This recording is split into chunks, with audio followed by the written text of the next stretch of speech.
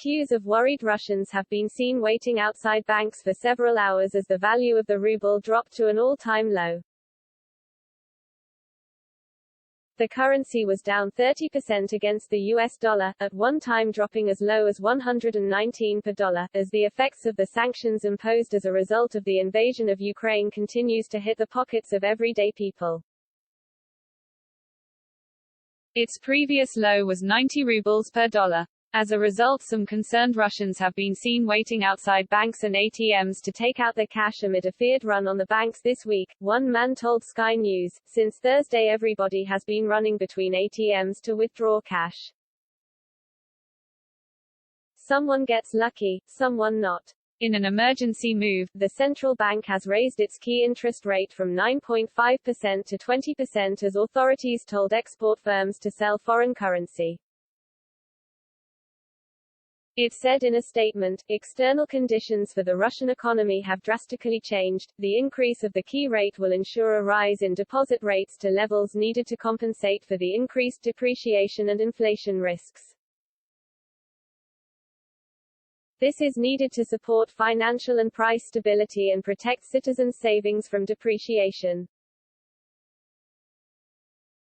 A further update is expected later today. Earlier, the central bank had attempted to calm users, advising cards are working normally and there is no issue accessing money.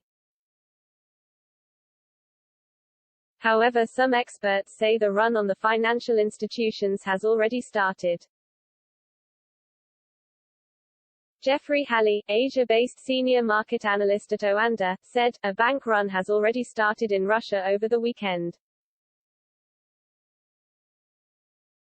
Inflation will immediately spike massively, and the Russian banking system is likely to be in trouble.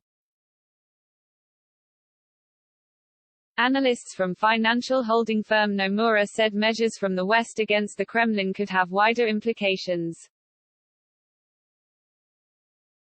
They wrote in a statement, these sanctions from the West are likely to eventually hurt trade flows out of Russia, which will also hurt the growth outlook of Russia's key trading partners including Europe and lead to greater inflationary pressures and risk of stagflation, we think.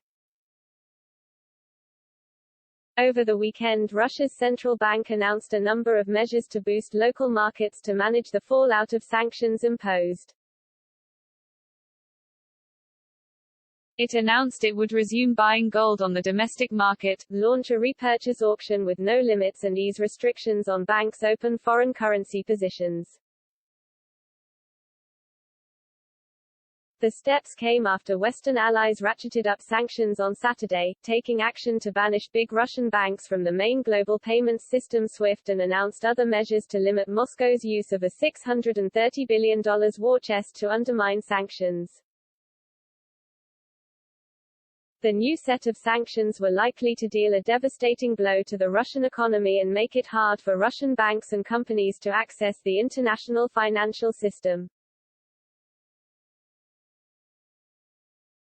Earlier, U.S. Secretary of State Antony Blinken said, as a result of Putin's war on Ukraine, we join with leaders of EU, France, Germany, Italy, UK and Canada to ensure key sanctioned Russian banks are disconnected from SWIFT, impose restrictions on Russian central bank, and further identify and freeze assets of sanctioned Russians.